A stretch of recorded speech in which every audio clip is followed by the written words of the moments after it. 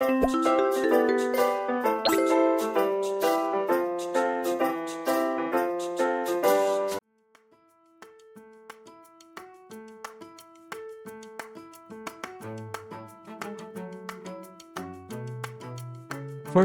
remove the outer casing screws.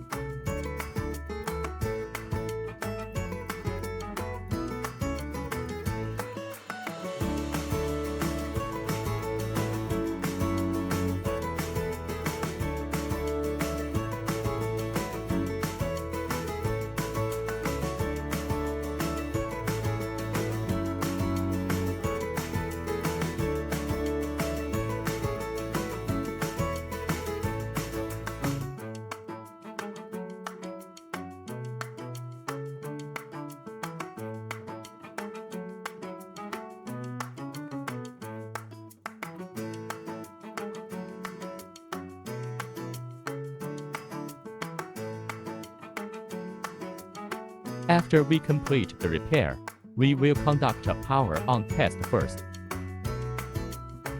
Don't forget to apply red glue on these areas. After confirming that it can be powered on and used normally, we will install the casing.